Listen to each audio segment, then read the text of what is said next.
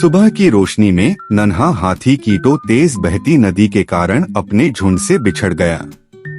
डर के बावजूद उसने शांत रहना और माँ की सीख याद रखी। गहरे जंगल में एक चंचल बंदर और एक समझदार कछुआ ने उसे घर का रास्ता दिखाया।